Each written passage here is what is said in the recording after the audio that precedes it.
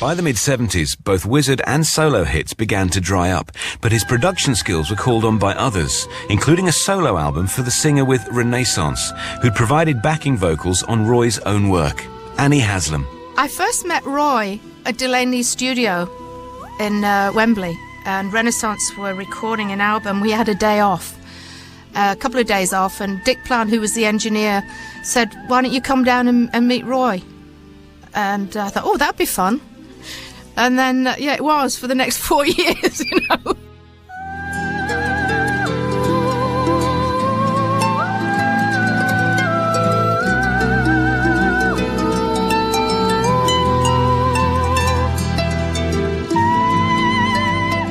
Annie and Wonderland was quite a departure for me from the Renaissance style of music, because it was more poppy, and obviously with Roy's influence on there, I learned a lot from him. He was a wonderful teacher in different things to do with my voice, treble tracking my voice on a lead line rather than just in choruses and things.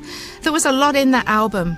There was jazz, there was pop, there was rock, a lot of fun things, like we brought in some African drums. We had a lot of fun with that album.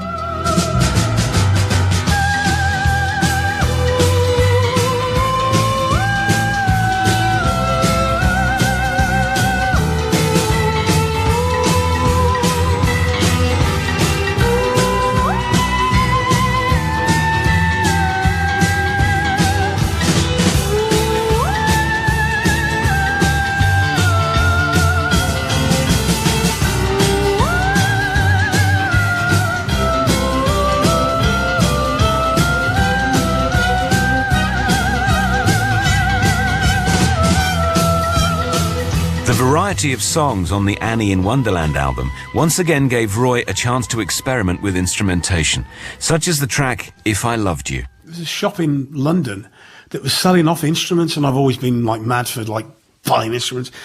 And I bought these two balalaikas, and the stringage is different on both. One's like a bit like a 12-string guitar, but it's like 8 strings. And the other one's just got 3 strings on, which is odd. On their own, they sound odd. But together, they sound fantastic. The actual chord that it produces is real lovely. It's a big, nice big chord. So I worked out this arrangement for If I Loved You for a balalaika orchestra. If I loved you, time and again I would try to say.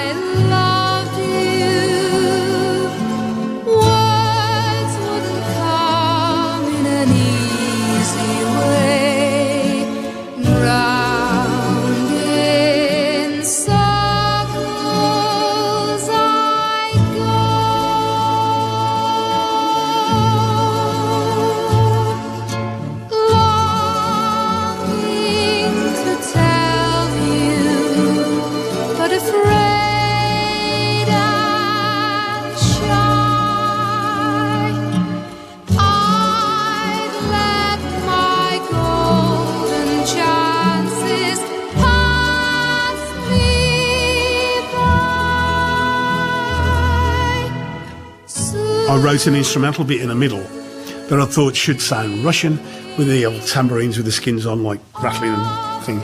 And I thought it'd be great to use a cymbalin, like the Russian thing that you hit with little hammers and that. And I couldn't get one from anywhere, couldn't even hire one. So what I did is I lifted the lid on the piano, on the grand piano, and I played the strings on the grand piano with Allen keys, like quite big Allen keys. I played the tune on that, and I put it so that it rang out nicely. I got a fire extinguisher and put it on the loud pedal of the piano, so the strings were loud all the time, and it worked really, really well.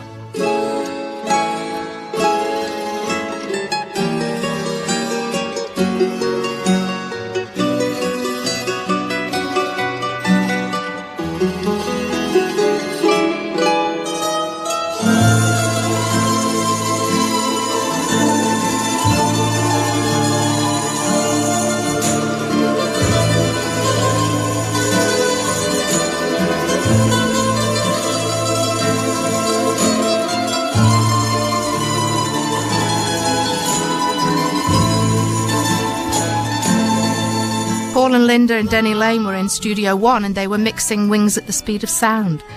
And we were sitting in the Studio 3, and then Paul comes in, and I'm going, and he said, "Whose is that voice?" It just sent shivers down my spine.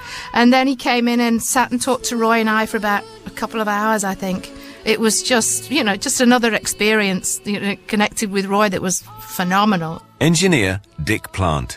After the thing was finally finished, and a couple of months had gone past, and we had our first copies of the album, we sat and listened to it in the studio and couldn't believe how good it was. It was absolutely brilliant. So, great production, great playing from Roy on all counts, really. Dawnlight brings a tropic day above the trees. Old man gazing to the hills away.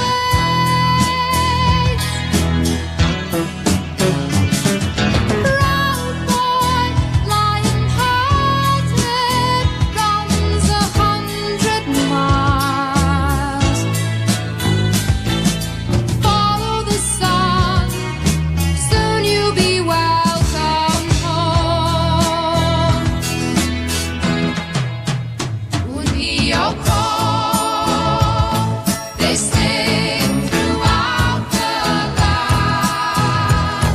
The boy becomes a man, now he may take his father's hand. Something that really stands out in my mind is that after working with Roy on Annie and Wonderland, I had tried so many things with my voice that I actually had never done with Renaissance, like a treble track in a lead line, which actually really helped Renaissance on the next album. In fact, we started, I think, Song for All Seasons when we were at the end of Annie and Wonderland, and Michael Dunford had written a song called Northern Lights. And when we were doing the vocal on it, I'd done the lead vocal, and I said, why don't we treble track my voice like I'd done on a couple of things on Annie and Wonderland. And so we treble tracked. We put 3 voices on the actual main melody line, which completely changed the whole feel of the song. And that helped it become a hit single for us. Destination now found, I turn to see the northern lights behind the wind. Horizons seem to beckon me, learn how to cry too young, so now I live to sing. The northern lights are in my mind, they guide me back to you. Horizons seem to beckon me, learn how to cry too young, so now I live to sing. Studio tricks learnt with Roy were applied to that song, Northern Lights, the one and only hit single for Renaissance, produced by David Henschel.